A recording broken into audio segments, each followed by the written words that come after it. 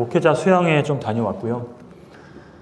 근데 그 중에서 정말 좋은 배웠던 것 중에 하나가 무엇이냐면 이제 거기 가면 강원도 원주이거든요. 그래서 원주에 또 이렇게 산으로 올라가야 되는데 혹시 연수원 안 가보신 분 계신가요? 다 한 번씩은 가보셨죠? 이제 거기에 겨울이 되면 눈이 엄청나게 많이 오죠. 그래서 강원도니까. 그래서 이번 겨울은 말고 지난 겨울에 눈이 엄청나게 많이 와서 이제 그거를 눈을 이제 거긴 트랙터로 이렇게 쓸어서 길을 낸다고 합니다. 그래서 그 트랙터를 이제 근데 이제 장로님 거기 이제 일하시는 장로님께서 많이 이제 쓸어 놓으신 길을 딱 나가서 목사님이 이제 보시면서 드는 생각이 이 길을 누군가 치웠다는 사실입니다. 뭐 당연한 것 같지만 그 길이 이렇게 나 있는 이유는 누군가 길을 청소를 했기 때문에 내가 지금 그 길을 이제 눈을 밟지 않고 이렇게 갈 수 있는 거잖아요. 그게 이제 그거를 보시면서 내 마음은 원래 어떤 상태인가? 원래 우리의 마음은 어떤 상태입니까? 어둠입니다. 어둠. 우리 속은 그냥 어둠 그 자체의 마음이죠. 인정하시나요? 아니면 아직 아닌 것 같습니까? 조금의 빛이 그래도 나에게서 조금의 빛이라도 찾은 발견을 하셨습니까? 어둠입니다. 우리의 마음이 어둠인데 그럼 우리가 어둠인데 이렇게 하나님을 찬양할 수 있고 하나님께 기도를 드릴 수 있고 말씀을 통해 은혜를 받을 수 있고 이렇게 하나님을 믿을 수 있다는 것이 만약에 믿는다고 한다면 내가 하나님을 믿게 되었다면 그것이 도대체 어떻게 가능한 일일까요? 내 마음에는 어둠밖에 없는데 어떻게 빛이 들어와서 내가 그 빛을 보고 그 빛 안에서 즐거워하고 찬양을 할 수 있다는 겁니까? 그 이유가 무엇이에요? 성령에서. 그렇죠. 그 성령께서 어떻게 역사를 하셨습니까? 내 마음속에. 예수님이 어떻게 역사를 하셨어요? 예수님의 빛이 와서 내 속에 있는 어둠들을 몰아냈기 때문에 내가 하나님을 비로소 조금 이해하게 되고 조금 찾게 되고 그런 것입니다. 로마서에 보면 우리의 상태가 여기 나와 있잖아요. 로마서 3장 10절에 보면 기록된 바 의인은 없나니 하나도 없으며 깨닫는 자도 없고 하나님을 찾는 자도 없다라고 말하고 있습니다. 그러니까 나도 원래 하나님을 찾는 자인 줄 알았는데 나로서는 하나님을 찾을 수가 없는 그런 사람인 거예요. 내가 하나님과 죄로 분리가 됐기 때문에 우리는 아담처럼 하나님을 본능적으로 피하게 되어 있습니다. 그 빛을 피하고 어둠 속으로 자꾸 들어가려고 하는 그런 경향이 우리가 타고난 원래의 나의 본성과 마음인데 그 내가 하나님을 찾게 되었다면 하나님이 전심으로 나를 찾고 찾으면 만나리라고 하셨어요. 그래서 저는 옛날에 내가 전심으로 찾았기 때문에 하나님을 만나는 건 줄 알았는데 그게 아니더라고요. 내가 찾기 때문에 만나는 게 아니고 하나님께 찾게 해주시기 때문에 거기에 내가 반응을 하기 시작하면 한 걸음 한 걸음씩 만나가는 것입니다. 이 말씀에 보면 그렇잖아요. 찾는 자가 하나도 없다는 것은 거기에 나도 포함이 되어 있겠죠. 물론 여기에 반응을 안 하는 사람도 있겠지만 여기에 반응을 하기 시작한다면 우리는 더듬어서라도 하나님을 찾을 수 있도록 하나님께서 이 빛을 우리 마음에 있는 그 눈을 다 쓸어내셨기 때문에 우리가 찾을 수 있는 것이지 내가 갑자기 좋은 마음이 들어서 빛을 내가 좋아해서 그렇게 했다는 것이 아니라는 그 말씀이 정말 너무 좀 진리로 저에게 와닿았고 치유봉사 161쪽에 보면 이런 말씀이 있습니다. 우리가 은혜를 찾은 것이 아니고 은혜가 우리를 찾아온 것이다. 동의하십니까? 은혜가 나를 먼저 찾아왔기 때문에 내가 은혜를 조금이라도 맛보고 그 안에서 기뻐할 수 있는 것이지. 그래서 우리를 먼저 사랑하신 그 사랑 때문에 내가 거기에 나는 이제 무엇을 하면 됩니까? 네, 반응을 하면 되는 거예요. 햇빛이 비치면 내가 거기에 내 몸이 반응하는 것처럼 빛을 보면 반응하게 돼 있는데 원래 그 빛이 안 와야 됩니다. 우리에게. 우리 그냥 절망 가운데서 죄의 결과를 우리가 더 온전히 받고 그냥 사라져야 되는 그런 존재들이에요. 뭔가 은혜를 받거나 뭐 그렇게 좋은 것을 누리거나 구원을 받거나 그럴 만한 그런 사람들이 아닙니다. 그런데 이게 우리를 먼저 찾아왔기 때문에 우리가 지금 이렇게 이 말씀을 보고 있는 것이고 하나님께 이제 오늘 가시면 또 기도하실 거잖아요. 기도 가운데서 하나님을 또 만나실 것이고 말씀 가운데서 우리가 이 시간에 바라기로는 하나님의 음성을 듣고 희망을 발견하고 정말 이 세상에 희망이 있습니까? 희망이 없잖아요. 지금 뉴스에 보면 온통 무슨 얘기예요? 다 전쟁 얘기밖에 안 나와요. 그리고 싸움 얘기밖에 안 나오고 그리고 범죄 얘기 나오고 그게 인간의 마음속에 있는 것들이 이것도 사실 왜 마지막 때가 될수록 이런 전쟁들이 빈번하게 일어날 것이다 이렇게 말한 이유를 혹시 우리가 어떻게 그리스도인이라면 어떻게 설명을 할까요? 종말이기 때문에 그건 이제 현상이죠. 종말이기 때문에 자 마태복음 24장 한번 찾아보겠습니다. 마태복음 24장 6절과 7절 읽어볼게요. 자, 난리와 난리 소문을 듣겠으나 자 함께 읽어보겠습니다. 6절과 7절 시작. 난리와 난리 소문을 듣겠으나 너희는 삼가 두려워하지 말라. 이런 일이 있어야 하되 아직 끝은 아니니라. 민족 나라가 나라를 대적하여 일어나겠고 곳곳에 기근과 지진이 있으리니 8절에 이 모든 것은 빈번해지고 더 파괴적이 되고 더 많은 사람들의 생명을 빼앗아 가죠. 여러분 옛날의 전쟁과 오늘날의 전쟁이 비교해보면 어떻습니까?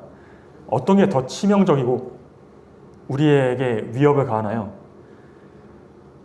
옛날에는 육박적이지만 예, 지금은 기술로 그렇죠. 맞습니다. 사람이 직접 안 가도 예, 이제 정말 전쟁하기가 옛날보다 훨씬 쉬워지고 있는 시대죠. 뭐 폭탄이나 파괴력도 그렇지만 그것을 사용하는 방법, 전략 이런 것도 이제 이번에 AI 인공지능으로 계획을 짰대요. 이란에 폭격할 때. 인공지능이 정보를 다 수집해서 이 시간에 여기에다가 떨어뜨리면 우리가 적을 제거할 수 있다고 다 알려줬다고 합니다. 그게 우리가 시중에 사실 쓸 수 있는 인공지능이에요. 그거를 사용해서 이제 군사적으로 목적으로 사용해서 성공적으로 내가 원하는 사람을 원하는 시간과 장소에 얼마든지 제거할 수 있는 손쉽게 그냥 이 손가락 하나만 누르면 결정만 해주면 그냥 드론이랑 날아가서 거기 폭격할 수 있는 거죠. 물론 조종사도 같이 하지만 아직은. 그래서 옛날과 비교했을 때 지금 이제 1차 대전, 2차 대전 이렇게 넘어오면서 훨씬 많은 사람들이 그 전쟁으로 인해서 수백만, 뭐 수천만 명일 수도 있고 정말 어마어마한 사람들이 그냥 영혼을 위해서 준비되지도 않은 상태에서 그냥 한꺼번에 쓸어가 버리는 그런 전쟁들을 얘기를 하고 있는 것입니다. 그래서 이런 민족과 나라가 대적하여 일어나는 것이 동시다발적으로 여기저기에서 막 세계적으로 이렇게 퍼지기 시작하면 이게 종말의 이제 징조라고 이게 말씀해주고 있죠. 한 징조 중에 하나죠. 그런데 아까 질문드린 것이 왜 마지막 때가 될수록 이런 전쟁과 재난과 범죄와 사랑이 식어지는 것들이 이게 다 연관이 되어 있습니다. 마음의 사랑이 식어지는 일과 전쟁을 통해서 더 많은 사람들이 희생되는 것, 또 자연이 움직여서 사람들의 목숨을 빼앗아가는 것, 이런 것들이 다 연관되어 있다고 한다면 종말이라서 그런 거 맞는데요. 종말의 그 이면에 무엇이 일어나고 있는 것일까요? 우리는 영적으로 이거를 이제 바라본다면 영적으로 이거를 어떻게 설명할 수 있을까요? 사랑의 징조, 예? 재림의 징조, 네. 그리고 재림의 징조를 또 사람들의 마음에 예. 지금 악이 좋아하고 맞습니다. 그렇죠. 그러니까 마음에 이것도 사실은 똑같은 문제예요. 이제 24장 밑에 보면은 제가 지난번에 읽었지만 12절에 불법이 성함으로 많은 사람의 사랑이 식어지겠다. 예, 사랑이 냉정해지고 더 투쟁적이 되고 투기하고 이런 마음이 점점 강해지고 더 많은 사람들을 더 강하게 지배한다는 것이죠. 노아의 때와 마찬가지예요. 노아의 때에도 그 하는 생각이 항상 악할 뿐이라고 말한 것처럼 마지막 때의 종말로 가까이 갈수록 사람의 마음속으로 하는 모든 생각들이 선은 점점 줄어들고 악은 점점 늘어나서요. 이제 나중에 되면은 정말 항상 악한 생각만 하게 된다는 거죠. 그래서 그 노아 시대에도 무엇이 땅에 가득 찼냐면 강포함이 가득 찼다고 하는 겁니다.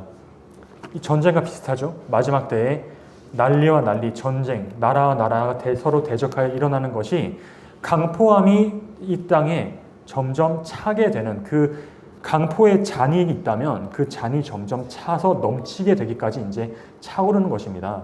마지막 때가 돼서 급속하게 그 차는 것이죠. 그러면 왜 사람의 마음에 사랑이 식어집니까? 성령이 떠나서. 맞습니다. 그러니까 이게 노아의 그 홍수를 딱 읽어보면 거기에 답이 다 나와 있어요. 창세기 이제 6장에 보면 거기에 하나님이 뭐라고 하셨냐? 3절에 보면 여호와께서 이르시되 나의 영이라는 건 누구를 얘기하는 거예요? 성령 하나님을 얘기하는 거죠. 그래서 나의 성령이 영원히 사람과 함께 하지 아니하겠다. 이때까지 함께 하실 때는 성령이 하시는 역할이 무엇이었습니까? 심지어 하나님을 믿지 않는 사람에게도 성령이 하시는 일이 있어요. 그 무엇일까요? 우리에게 다 양심이 있다고 했어요. 로마서에 보면 사람의 마음에 다 양심이 있는데 성령이 양심에 무슨 일을 하시겠어요? 예, 호소하시는 거죠. 제어하시는 거죠.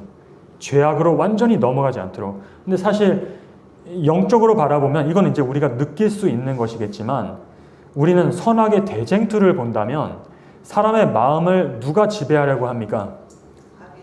마귀가 지배하려고 하죠. 그 마귀의 능력을 제어할 수 있는 건 누구밖에 없어요? 성령밖에 없습니다. 그래서 성령께서 마귀가 사람을 완전히 지배하지 못하도록 막고 계신다고 볼 수 있는 것입니다. 은혜입니까? 은혜죠. 만약에 성령이 떠나갔다면 지금 우리가 상상할 수 없는 일들이 벌어질 것입니다. 사람들이 강포함이 찼다고 하는데요. 오늘 성령이 떠나가시면요, 완전히 떠나가시면 오늘 예배 마치고 집으로 마음 놓고 돌아가지 못하실 수 있어요. 그렇지 않을까요? 사람의 마음에 생각이 항상 악하고 강포한 생각, 행동 이런 것만 한다고 하면 그 몇백 미터 가는 길이 옛날에 그랬지만요. 가나안이나 이런 팔레스타인 지방으로 갈 때 그 선한 사마리아인 얘기가 가다가 무엇을 만나게 돼요? 강도를 만나게 되잖아요. 그런 일들이 벌어지는 거죠. 뭐 그것일 수도 있고 누가 나를 노리고 나의 가진 뭐 몇 푼 안 되는 돈을 노리고 나의 생명을 빼앗아 가든지 뭐 내가 가진 많은 것들이 그 모든 것들 그게 물건이 됐든 사람이 됐든 집이 됐든 안전할 수 없습니다. 아무튼 이 성령이 그런 것들을 제어하고 있기 때문에 지금 사람들이 우리가 그나마 이렇게 조금 편하게 살고 있는 것입니다. 그런데 그것이 이제 3절에 정말 무서운 말씀이에요. 여호와께서 이르시되 나의 영이 영원히 사람과 함께하지 아니하겠다 하는 것은 이제 끝 난다는 말입니다. 왜냐하면 그 죄악의 잔이 완전히 차게 되면 그러니까 성령이 떠나가면 죄가 완전히 차게 되면 하나님은 이제 어떻게 하실 수밖에 없어요. 죄를 심판하실 수밖에 없는 지경까지 이르게 된다는 거죠. 사람이 성령을 계속해서 거부하면 이제 더 이상 사람과 이게 우리말로는 함께하지 아니하리니 사실은 성령이 우리와 씨름하고 있는 것입니다. 사람의 마음과 씨름을 하고 있는데 영원히 씨름하지 않겠다라는 것이죠. 거부하고 또 거부하고 또 거부해서 마침내 예수님이 그러셨잖아요. 나를 거역하면 용서를 받을 수 있는데 용서받을 수 없는 죄가 있다. 성령을 거역하는 죄는 용서받을 수 없는데 이 세상에서도 용서받지 못하고 영원한 그 나라에서도 하늘나라에서도 용서받지 못하는 죄가 있습니다. 그게 무슨 의미로 말씀하신 거예요? 정말 하나님께서 용서를 괘씸해서 용서를 못하시는 것입니까? 그게 아니죠. 더 이상 성령의 가장 이 세상에서 나의 마음을 움직일 수 있는 가장 강한 감화가 성령의 감화입니다. 악으로 물들지 않도록 막아주는, 사랑을 넣어주는. 그런데 그 성령을 한 번 거부하고 두 번 거부하고 계속 거부하면 어떻게 돼요? 마음이 한 번 거부할 때마다 강팍해집니다. 그래서 그 마음이 강팍해지면 나중에는 그 성령이 아무리 큰 은혜를 가져와도, 예수님이 아무리 큰 사랑으로 증거가 되어도 우리 마음에 더 이상 거기에 대한 어떤 반응, 우리가 반응 얘기했잖아요. 반응할 수 없는 지경까지 이르는 것. 그 반응할 수 있는 능력을 완전히 상실하게 될 때, 그때 이제 더 이상 성령은, 그러면 앞으로 더 호소해봐야, 호소한다고 해서, 호소한다면 사람이 어떻게 할까요? 반응 안 할 것입니다. 그래서 이제 이 죄로 인해서 그 죄인도 고통을 받고 그 죄인 주변에 있는 사람들도 고통을 받아요. 그런데 심지어 누구도 고통을 받냐 하면 피조물, 창조물도 고통을 받습니다. 로마서에 잘 나와 있죠. 신음하고 있다고, 피조물들이 이 죄의 잔 때문에. 그래서 그러면 하나님의 자비는 이제 더 이상 용서의 기회가 사라졌을 때 하나님의 자비는 어떻게 하는 것입니까? 이 죄의 역사를 끝내주는 것이, 그 괴로움을 이제 종결시켜주는 것이 모두를 위한 자비가 될 것이기 때문에, 그래서 비록 심판을 하시지만 마지막, 이 각시의 대쟁투를 봐도 나오죠. 마지막 무엇으로 끝납니까? 하나님은 사랑이시다라는 그 선언이, 그 고백이 가장 작은 피조물부터 온 우주에 있는 모든 이 창조 세계에 이르기까지 그 말이 메아리 칠 것이다. 고동 칠 것이다. 심판을 하시지만 거기서 우리는 그분의 사랑을 인정할 수밖에 없게 될 것입니다. 그래서 하나님이 정말 할 수 있는 모든 일을 다 하시는데 이제 그 일을 이제 마치시려고 할 때 마태복음 24장에 나와 있잖아요. 전쟁과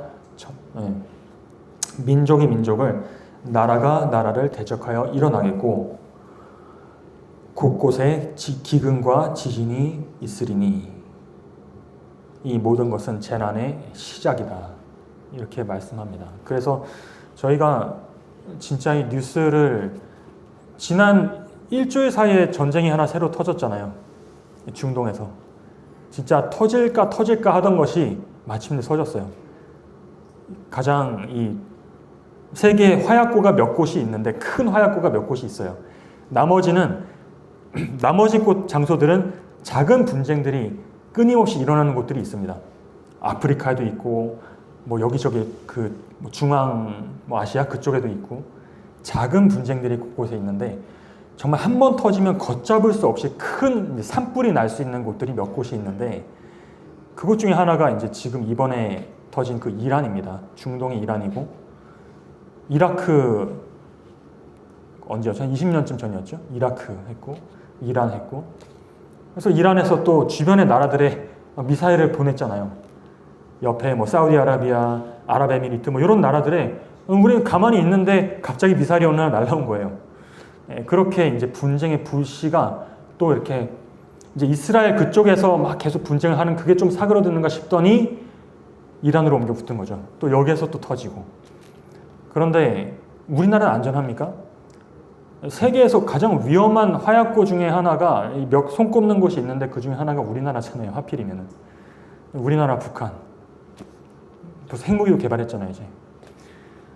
우리가 이거를 이제 예수님께서 너희는 6절에 삼가 두려워하지 말라, 이 말씀은 우리가 기억해야 되겠습니다. 이거는 우리가 결코 죽지 않겠다 이런 말씀보다는 우리의 이 생에서의 생명과 영원한 생명도 하나님께 맡긴 사람들에게 하시는 말씀입니다. 그렇게 맡겼다면 예수님의 말씀은 변한 게 없어요. 마태복음 6장에 왜 걱정하느냐는 거죠. 이 들풀도 하나님께서 이렇게 입히시거든. 하물며 너희일까 보냐. 그러므로 내일 일을 위하여 염려하지 말라라고 하는 것이 하나님의 변함없고 일관된 기결입니다. 그래서 우리가 이런 거를 들을 때 우리가 앞서서 두려워하지 말아야 되는 것이 이제 우리가 정말 하나님을 믿는다면, 하나님을 사랑한다면, 그분이 우리를 사랑하면 우리가 이런 것에 대해서 떨 필요는 없겠죠. 물론 근데 정말 여기에서 이제 불리한 것이 무엇이냐면, 이건 14절에 천국 복음이 모든 민족에 증거돼야 되기 때문에 이런 것을 우리가 이 일을, 이 사업을 우리가 평안한 시기에 최대한 할 것인가, 아니면 난리와 난리를 온몸으로 맞아가면서 할 것인가, 여기에 이제 차이가 있을 수는 있겠지만, 물론 그 하나님과 함께 모으지 않는 자는 흩어버리는 자라고 하셨기 때문에 우리가 여기에 있어서는 안심할 수는 없습니다만, 그러나 내가 정말 하나님의 편에 있다면, 이게 내일 하는 것이 아니라 오늘 하는 것이거든요. 내가 오늘 하나님께 나의 영혼과 생명을 드렸다면 우리가 두려워할 필요는 없습니다. 그래서 이 마지막 때에 이런 징조들이 이면에는 선과 악의 대쟁투가 벌어지고 있다는 것이에요. 성령이 이 땅에서 점점 물러가고 있기 때문에 이 땅에 난리와 난리, 재난이 점점 많이 생기고, 전쟁뿐만 아니라 여기에 보면 이 자연계의 기근과 지진과 온갖 재난들이 이제 점점 꼬리에 꼬리를 물고 이 세상에 닥칠 거라는 거죠. 그리고 우리가 안전하게 숨을 데가 사실은 없습니다. 이런 거예요. 하나님 외에는. 우리가 하나님의 뜻 안에 있고 그분의 사랑 안에, 그분을 믿는 가운데서 우리가 준비가 되어서 이 모든 것을 맞이하는 것과, 내가 준비되지 않은 상태에서 마치 하와와 아담과 하와처럼 발가벗은 상태에서 그분의 심판과 그분의 임재가 이제 이 모든 것들을 끝내려고 하실 때, 그런 상태에서 우리가 맞이한다면 너무나 불행하고 참 비참한 그런 일이 되겠죠. 그래서 선악의 대쟁투입니다. 성령이 물러가고 있고, 이 시대에 우리 하나님께서 우리에게 어떤 길로 가고 어떤 결정들을 하기를 바라시는가, 어디에 우리의 마음과 시간을, 삶을 두기를 바라시는가, 어디에 나와 있겠습니까? 성경책에 나와 있겠죠. 그리고 성경과 함께 또 더 밝게 또 비춰주는 이 예언의 영감을 통해서, 그 성령의 또 그 능력입니다. 성령의 도우심을 통해서 우리가 이 말씀을 더 밝히 이해할 수 있고, 거기를 더 믿음으로 따라갈 수 있고, 우리의 것으로 그것을 삼을 수 있는 그런 모든 도움의 강편들을 크게는 이 성경 말씀과 성령의 진리의 성령을 통해서 우리에게 제공을 하셨어요. 그래서 우리가 이것에 유의하는 것이 너무나 가한 일입니다. 왜냐하면 13절에, 마태복음 24장 13절에 보시면 우리가 구원을 얻는 사람들의 특징이 나오는데요. 한번 찾아보세요. 마태복음 24장 13절에 어떤 사람은 구원을 얻습니까? 견디는 사람이 구원을 받습니다. 그런데 끝까지 견디는 사람이 구원을 받습니다. 우리의 힘으로 끝까지 견딜 자신 없으시죠? 있다고 하시면 진짜 문제가 있는 겁니다. 이건 뭔가 현실을 아직 잘 감을 못 잡은 거예요. 왜냐하면 성과 악의 대쟁투라고 했기 때문에 이 사단의 공격 가운데서 내가 그것을 버텨내고 내가 끝까지 견딘다? 끝까지는커녕 얼마나 버틸 수 있을까요? 사단의 공격을 1초도 못 견딥니다. 그러면 못 견디면 어떻게 돼요? 구원은 어떻게 됩니까? 구원은 물 건너가는 겁니다. 견디지 못하면 물 건너갑니다. 구원받지 못해요. 멸망으로, 이 불의를 행하는 자들과 함께 멸망으로 들어갈 수밖에 없어요. 아무리 교회를 나와도. 교회를 다니는 자는 구원을 얻겠다라고 하지 않으시고, 끝까지 견디는 자 구원 얻겠다. 견디기 위해서, 그 힘을 받기 위해서 하는 것 중에 하나가 교회를 나오는 게 될 수 있어요. 그런데 교회를 나오는 게 우리에게 자격을 주는 건 아닙니다. 끝까지 견디는 자는 무엇으로 견딜까요? 도대체 믿음이란 건 하나님을 붙잡고 매달리는 그 손입니다. 하나님께 매달려서 우리가 무엇을 받을 수 있으니까 성령을 받을 수 있고 성령 안에 무엇을 주셔요? 우리에게 믿음도 주시고 믿음을 또 주시지만 사랑도 주시고 능력을 우리에게 베푸십니다. 능력을 베푸셔요. 나의 속에 있는 능력을 내가 끄집어내서 사용하는 게 아닌데 여기 많이 착각을 합니다. 내 손을 개발시키지. 그게 아니고 성령을 통해 받아서 우리가 그것을 누리는 것이고 사용하는 것입니다. 그런데 그 성령의 도움을 받으려면 방법이 하나밖에 없는데 그 믿음이라는 것입니다. 그래서 믿음이 우리가 많이 말은 하지만 실제로 믿음을 한번 우리가 해보았는가? 믿음을 활용해 보았는가? 참 이게 활용 안 하다가 하려고 하면 잘 활용이 안 됩니다. 기도 한번 해보세요. 몇 분이나 기도할 수 있습니까? 말씀을 통해서 은혜 얼마나 받을 수 있어요? 내 삶 속에 환난과 유혹이 올 때 얼마나 그 유혹과 환난을 견딜 수 있습니까? 오래 못 견딥니다. 현실은. 왜냐하면 믿음으로 하나님의 손을 붙잡는 경험을 해보지 않았기 때문입니다. 그 방법을 머리로는 알더라도 머리로도 모르는 경우도 많죠. 요즘에는. 머리로도 모르고 머리로는 알아도 실제로 나의 마음으로 영혼으로 나의 행동으로 믿음의 순종, 믿음의 붙잡는 그것을 내가 너무나 생소하기 때문에 그냥 사단이 정말 가장 쉬운 시험을 가지고 우리에게 오면 우리는 거기에 넘어갈 것입니다. 견디지 못하는 거죠. 그 시험을.